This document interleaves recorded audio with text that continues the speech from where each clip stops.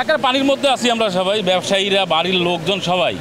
একতলা ড্রেনের ব্যবস্থা খুবই খারাপ, দুই হচ্ছে রাস্তার অবস্থাও খুব খারাপ, মানুষ চলাচলের অবস্থা খুবই খারাপ। একটু বৃষ্টিতে হাঁটুপানি হয়ে যায়, আপনারা নিজেরাই দেখতেছেন। এটা দীর্ঘদিনের এইভাবে পড়ে আছে।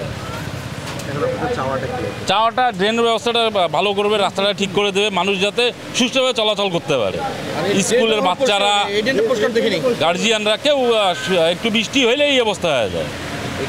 এটা তো আপনাদের মহাসড়ক, এক হচ্ছে আপনার এটা আরকে রোড, হাইওয়ে, এইখানে সব ধরনের গাড়ি চলে। আপনি একটা দেখেন যে পানি এমন অবস্থা, একটা গাড়ি যদি আসে রাস্তা দিয়ে চলার মতন কোনো উপায় নেই। শহরে যদি এই অবস্থা হয়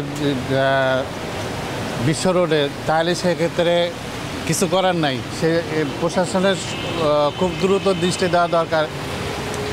চেকপোস্টের মতো জায়গায় যদি এরকম অসময় অল্প পরিমাণ পানিতে রাস্তা তলে যায়, তাহলে তো সমস্যা। সেখানে প্রশাসনের অবশ্যই সুদৃষ্টি দেওয়া দরকার বলে আমি মনে করি। আমাদের রংপুরের যে এই আরকে রোডটাতে মূলত যে ড্রেনেজ ব্যবস্থাটা, এটা খুবই নাজুক পর্যায়ের, এবং অল্প একটু পানি হলেই একদম যারা আমরা সাধারণ জনগণ আছি তাদের খুব দুর্ভোগ হয়, এবং এই দুর্ভোগটা দেখার মতো মনে হয় কেউ নাই।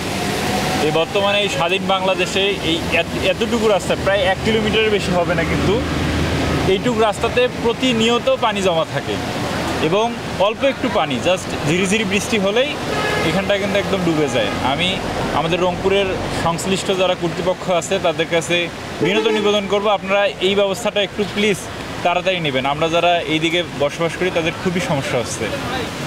মানে আমার ছোটোবেলা থেকে এই পর্যন্ত আমি কখনো ড্রেনটা পরিষ্কার করতে দেখিনি। এই ড্রেনটা পরিষ্কার না হলে যায় কীভাবে পানি?